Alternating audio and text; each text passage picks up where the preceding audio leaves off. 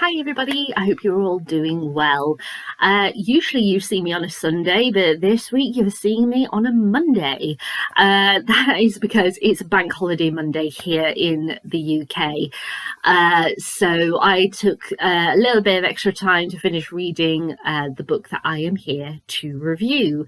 It's also been a really hot week in the UK since you last saw me.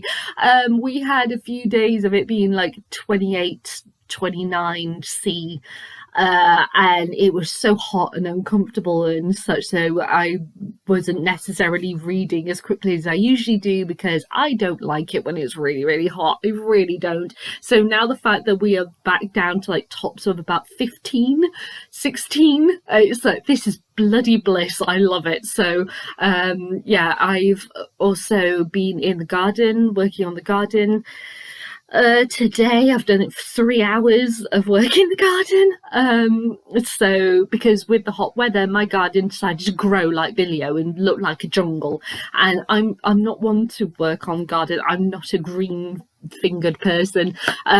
So yeah, I kind of leave the garden until I absolutely have to work on it. And it was like that this morning. So I got up first thing, went outside and worked on it for 3 hours, and yeah, the garden is back to normal now, so that's one thing less for me to think about.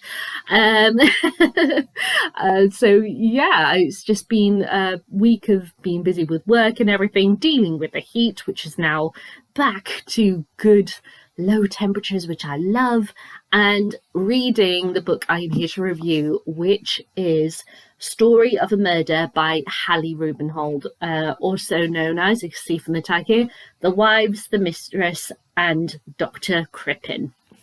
So, in case you aren't aware, a few years ago I read Hallie's book, The Five, about the victims of Jack the Ripper, and rather than telling the stories of their deaths, she told the stories of their lives. The first historian to do that properly in a book.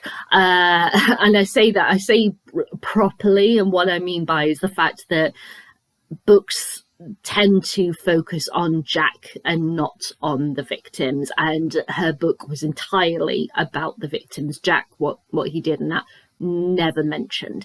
And I loved that book so much. It stayed with me for so long, to the point that I could not take that book off my bedside table for about 3 months. I cried during that review here on YouTube. I was really shook by that book, and I still am to this day. I had read some bits of Hallie's work previously, but I hadn't read a book entirely by her. And since then, I've listened to audiobooks of her other works, and I've really enjoyed them. I haven't listened to the audiobook of The Five, I will say that. It's on my Audible wish list. I just haven't gotten to it. But right now, I'm trying to get through all of my Audibles to be listened list. So it might be a while before that happens again. But when I found out that Hallie was looking at the Crippen case, I was like, yes, because if she is able to tell the Crippen case from the perspective of the women involved with it, like she wrote The Five, I was like, that is going to be an incredible book. And my God, it was. And that is what I'm here to review. Now, the cover, I just want to swear, because I love it, is actually a cutout. I just absolutely adore that. I think that's really lovely. Some people have gotten really annoyed. I've seen on, like, you know, Bookstagram and such, because obviously when you're reading it, your fingers go straight through, and it's really irritating. And I suppose, yeah, at first it does feel a bit odd, but believe me, once you get past that, it's, you know, it's totally fine. But yes, so this on the cover, or should I say in the infold, is Cora Bell. Sometimes she goes by Cora, sometimes she goes by Bell. She, due to situations with what her name was at birth, then she had a stage name and such. So her name gets referred to as either Cora or Bell throughout this book. So just something to be aware of. I possibly might in this review talk about Cora or Belle, and I'm talking about the same person, just to be aware. And here she is. She was the second wife of Dr. Crippen, and it is her murder that he was tried and executed for. And she is one of the subjects of this book. And I say one of, yes, she is clearly the prominent one, being our victim who Crippen was arrested and tried and found guilty of her murder.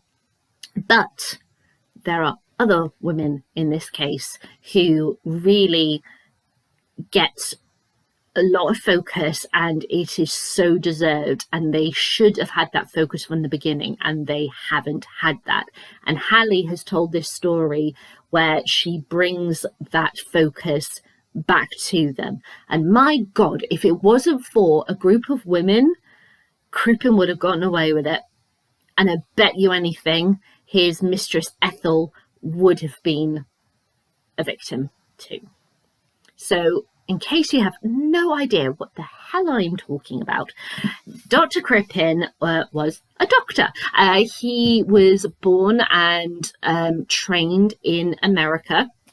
And when he was there, when he first became a doctor, about 23, I think it was at that time, he met a nurse called Charlotte. Now, Charlotte was a very strong woman, really quite feisty and independent. She had dealt with a lot of stuff in her life. She knew what she wanted, etc. And they met and they fell in love and they married. Within 4 years of their marriage, Charlotte would be dead of what was determined, or at least what was written by Crippen's friend on her death certificate, as a stroke. And their son, who was born about a year after their marriage, got handed over to Crippen's mum, saying, I've got to work, can you look after him, please? Yeah, of course, I'll do that. And then he ran off. He never informed Charlotte's family of her death. He had her buried within 72 hours, which in, oh gosh, the state has fallen out my mind which state it was, but it was in January. It's a state that's quite cold and such. It's quite north of America, but of North America, should I say, because obviously America covers both continents. One of the northern states of North America, so it's a place that's cold and in winter and very difficult to, bury someone those kind of temperatures in January. And he got it done within 72 hours, never told the family, and fucked off, basically. And and he started doing some really questionable things to do with pharmaceuticals and such. And as he's traveling around and such and doing this, that, and the other, years go by, and he meets Cora Belle, who became Mrs. Crippen number 2. And what he did to Cora was abominable. I'm not going to go into too much detail, but there were some things in this book that I was like, I thought I knew the Crippen case. I really didn't. I really, really didn't. To the point where, like, with the Crippen case, because I remember there was stuff about, scarring on her body, which gets pulled into the identification process. I didn't know, or I may have forgotten, that the reason why that scarring is there is because he had her sterilized, because he didn't want to have children. Sterilized. And being a doctor, he might have been the one who did it. How fucked up is that? And for someone who was so young as well, she was only 21 at that point, to have that taken from you when there's no medical reason for it to happen, that was devastating to her. she went through a lot.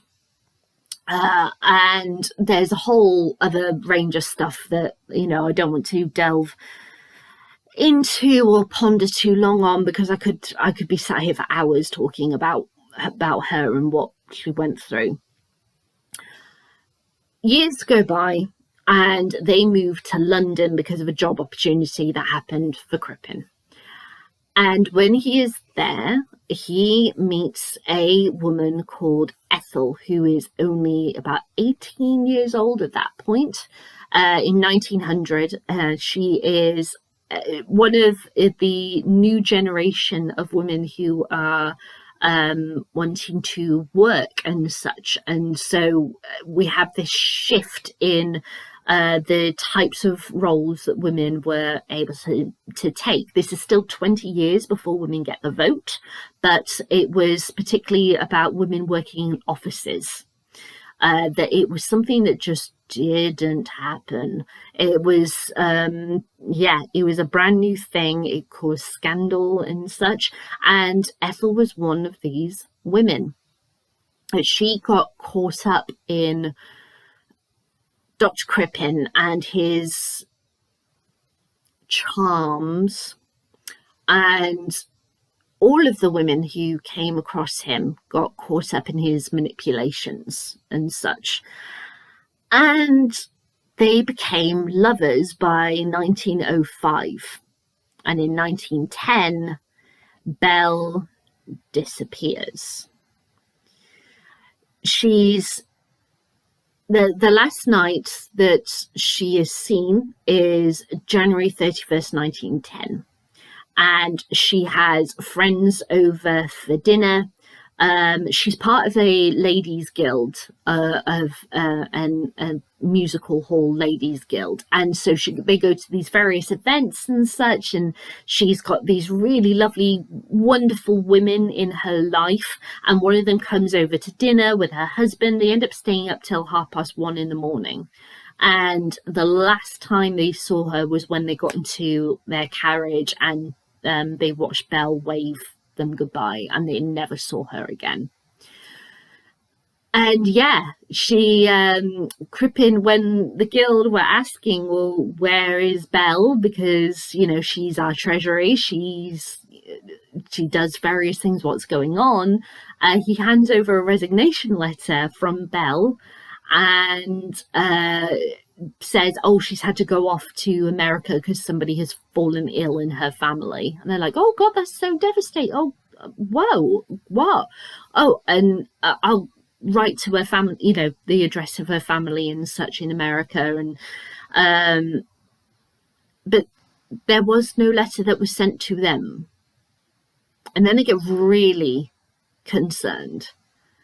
And they're asking, like, well, what clothes did she take with her? Oh, she didn't take any clothes. Or, she took a basket. She took a wicker basket with her to America because her family member is ill.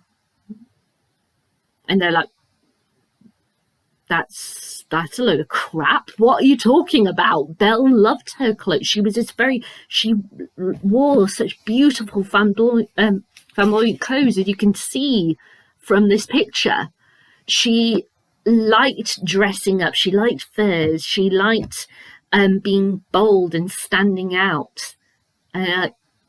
She took a wicker basket of clothes with her and left all her furs and jewelry. That doesn't make any sense. And then one day there is an event, a guild event, and Crippen turns up with Ethel on his arm, and Ethel is wearing Belle's jewelry and her brooch. And they go, there's something wrong here. So they brought it then in the police. They got in touch with police in America as well to find family and determine if Belle was with them. They wrote to Crippen's son. They found Crippen's son, the details of him, and wrote to him saying, where is your stepmother? And he's saying, well, she's in London. He says, she's not here. She's in London. That's with my dad. What are you talking about? I've never met her.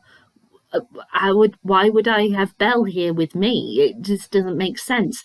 And this sent massive alarm bells ringing, and the police went, yeah, there's something not quite right here. Now, funnily enough, the guy who was the chief inspector for the case, a guy called Dew, he also investigated the Ripper case. And so when Hallie was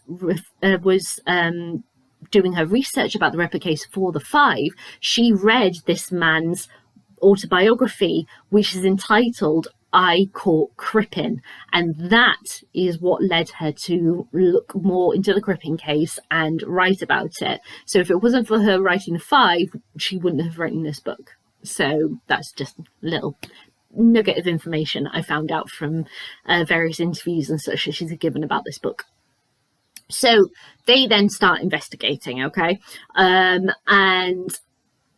it becomes apparent to them that there's something wrong here. And in their times of, you know, talking to Crippen and then going away and coming back again, they discover that Crippen and Ethel have done a runner. They are not anywhere around, and they're like, oh shit, we've lost them. And in the process of going through the house and finding things, they notice there's something odd about the cellar. And when they start digging up the cellar, they discover human remains. And one thing leads to another. They find out that Ethel has disguised herself as a boy, and she and Crippen have gotten onto a boat under different names, marked as father and son, headed to Canada. And so using the telegraph system, which has only recently been invented, the captain saw them on the ship and he recognized Crippen, and he sent a message to the inspectors, Inspector Dew in London, saying, he is on my boat. You need to get to Canada, it's Quebec specifically where they're going to port, and arrest him. And Dew was able to get onto a vessel that was much quicker than the one that Crippen and Ethel were on, and got to Quebec before them. And he got onto the boat and went, hello, Dr. Crippen, can we have a word? And arrested him there and then. And so, I said, the trial happened. Crippen was found guilty. He was executed, and Ethel was cleared of the conspiracy to murder charge, because there was no evidence. There was nothing that could have tied her to the murder. So they had to let her go. And so throughout history, Belle, or Cora, depending on which name you want to call her, she has been lost in time, kind of like the Five, the victims of Jack the Ripper. So that's why this case just sits perfectly with Hallie, with what she did for them in that book, she does for Belle in this book. Belle in previous books, and this is discussed right near in the epilogue, is depicted as lurid, fat, despicable, disgusting, flirtatious, and basically been written that she deserved what she got, and Crippen is justified in killing her because he did it for the love of Ethel. And that's disgusting. I was disgusted reading that. It just breaks my fucking heart that we've got another case, very well-known case in British history of murder, where the victim has been labelled as a disgusting scum who deserved what she got. It blows my mind that this is how she was depicted. And no one seemed to care, apart from Belle's friends, the ladies of the guild. They were the ones who got together and said there's something up here. They began the investigation. They contacted Crippen's son to find out where Belle was and her family. They were the ones who then paid for a funeral for Belle, and they are the ones who got her massive headstone. So they were these women who banded together and said, right, we need to do something about this. They are the only reason why Crippen got caught. And if it wasn't for them, as I said, Crippen, if he and Ethel got into Canada, bet you anything that he would have grown tired of Ethel and she would have become a victim too. I just that's what my gut is saying would have happened. Hallie writes this exquisitely. I mean, she was exquisite with the 5, and that is still my favourite of her books. I'm going to say that, but this is a very close second. The way that she told the story was stunning. She not only gives a balanced view of Belle, but she also does that with Ethel, which I really, really appreciate, because I think it's very easy to look at Ethel and go, well, you know, she was involved with it, she went along with it, so she shouldn't get sympathy. But then at the same time, she fell for Crippen and his ways and his manipulations. She had a rough upbringing, with everything, with the sort of various balances in her life, and she was always attracted to pretty things, but also it kind of felt like she wanted to earn those things at the same time. She has this strange contradiction to her. It's like how she would burn Belle's clothing, and we know that she did from evidence that we have and such, and she would go through her things and that, but she would keep the jewelry. Like, she wouldn't want to wear the clothes of this woman who came before her, but she would gladly take her jewelry. She wouldn't she did like new clothes and such, and she did buy new clothes and everything, but at the same time I kind of feel like, because of her upbringing, that she was used to like mending clothes and everything. It feels like very much like if she had the money, she would go out and spend stuff in a heartbeat, but she would repair clothes and everything that she'd had previously. The fact that when she was going through Belle's stuff, she found that Belle had an account, a bank account, that a post office account, sorry, that Crippen didn't know about, and it had like £200 in it. So what does she do with it? Of course, she pretends to be Belle, forges her signature, takes out all the money and spends it on clothes. You know, it's like, sometimes I feel incredibly sorry for her, because I feel like she got manipulated as well. She was young, she was foolish, she fell under a spell that she should have seen through, being so I can't think what the word is, that she was able to understand things very, very quickly. She was very on the ball, but she wasn't on the ball when it came to Crippen. But do I feel that she genuinely loved him? I think she did. But at the same time, it's like, how could she continue on loving this man after what he did? It just, I don't understand it. But then maybe it's just that thing, because I haven't experienced anything like that I wouldn't be able to understand. I don't know.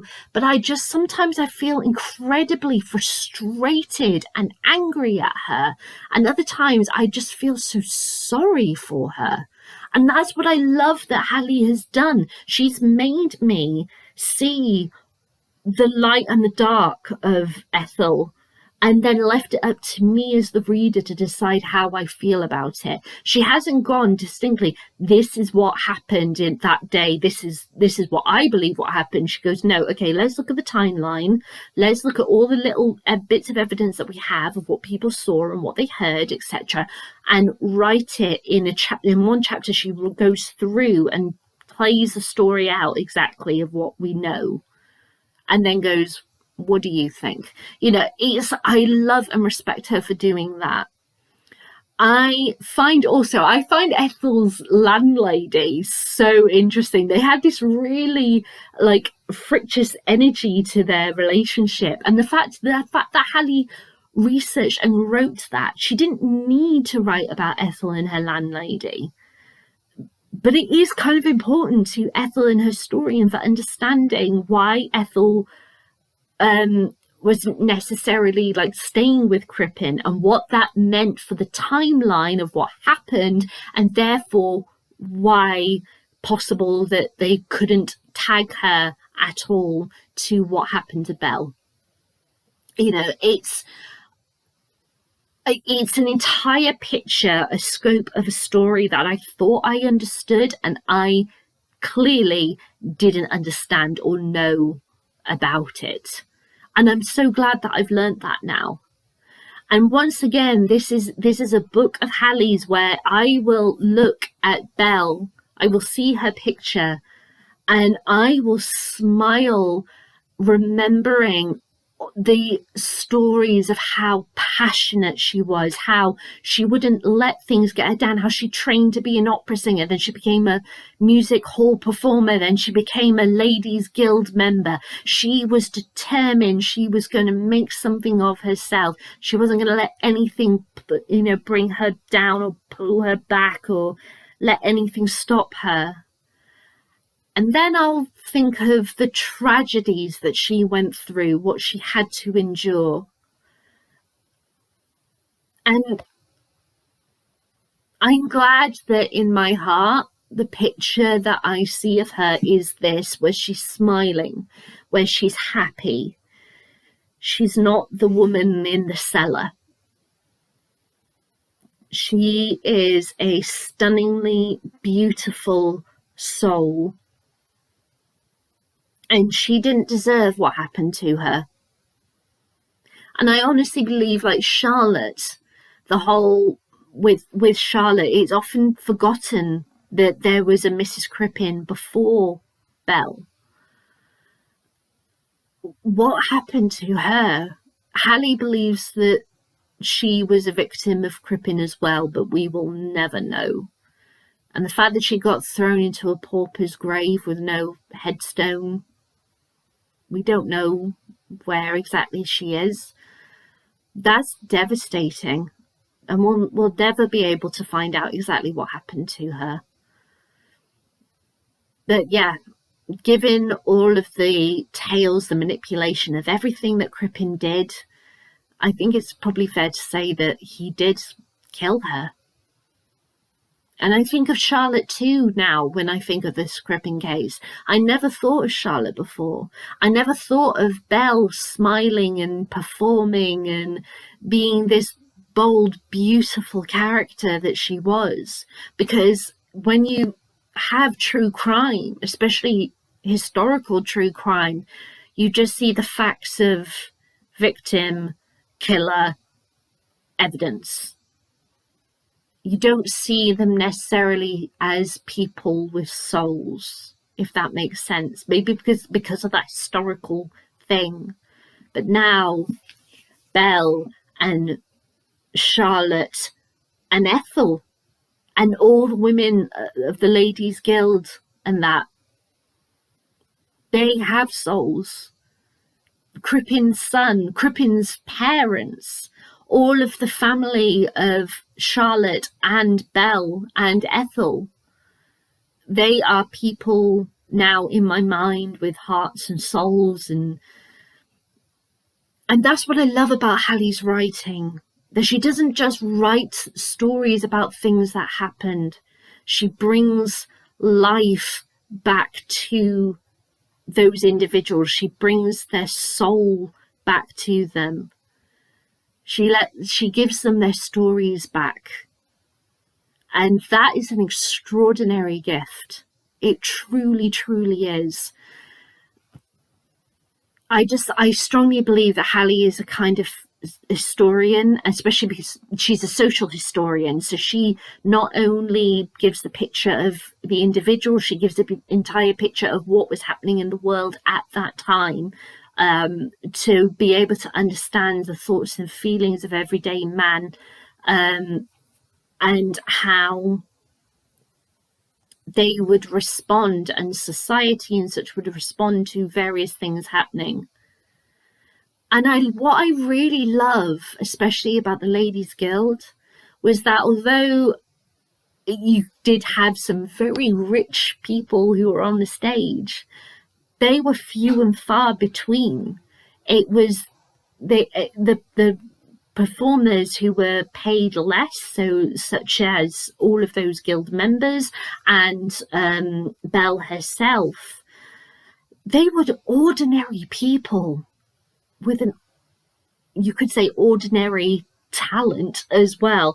That they were just like us, and they fought to find one woman who the police didn't care about until they presented a roster of evidence to say there is something seriously fucking wrong here. And if it wasn't for those women, as I said, Crippen would have gotten away with it. He really would have done. So I marvel those women for what they did. They stood up to a narcissistic, disgusting creep of a man and won. And it's, you know, that thing of, even though, because I've read and heard people say this who have been through various, you know, proceedings and such, like, even though you win, you don't necessarily feel that you win, because you're never going to see that person again who was stolen from you. And I feel that for that pain and such that they have from losing Belle from this book. And that is a powerful thing. So I just heard Hallie's has a talent that is so perfect for this genre. I can't put it into words. It's exquisitely written. It is so detailed.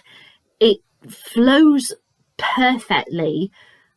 The characters who she brings to life are just so wonderful. She actually gives you like an 8 to 10 page list of all the characters that you're going to meet in this book and exactly who they are. So a little description of who they are, so that if you get lost, you can go back to the front of the book and be able to find out who they are. There are that many people in it, but I was able to keep track of all of them. I just found myself so immersed in this world, in this story. I couldn't quite believe it. I find her, it was so atmospheric, it was so bold, it was so stunning. And apparently this book has now been picked up for TV. If that's going to, I don't know if that's going to be as a documentary or a drama or a docudrama. Merge the two. I have no idea.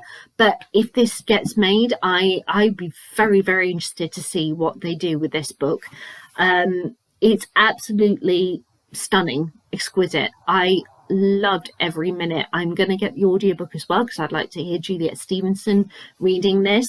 It didn't bring me to tears like The Five did, but my God, I am going to be thinking about this book for a considerable amount of time. She showed the light and the dark of all the characters throughout the course of this book, brought it to life so stunningly. It's a 10 out of 10 for me. I I can't think of fault with this book. I, honest to God, cannot think of fault. And I just want to read. Oh, by the way, before I forget, when you get to the end of the book, you then have a series of notes, and then after all the notes, you then have an appendix. And I would strongly recommend reading this appendix. The reason why is because there was a test that got done on Belle's remains. I think it was 2007. Was it 7 or 17? Oh gosh, my brain's gone blank now.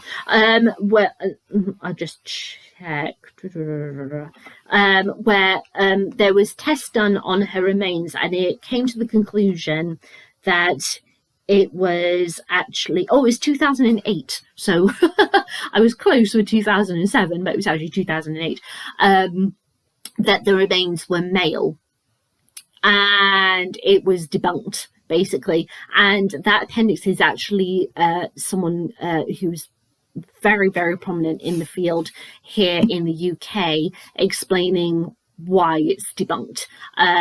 So just so you're aware, once you hit the end of the book, skip over the notes and such unless you want to read them, and then go to the appendix at the back and read that, and that will give you more information on that. But just to finish the end, I absolutely adored the epilogue ending, where it says, Belle had no fear of revealing herself to the world. She dressed flamboyantly and sang from her heart. She loved openly and unashamedly friends, family, children, animals, no matter how much it annoyed others. She was simply Belle Elmore, a woman who lived her truth amid all the spite and malice that has made its way into print. If anything deserves to be remembered and repeated, it is that. I fell in love with Belle in this book, and this is how I want to think of her going forward. She's not just the woman in the cellar.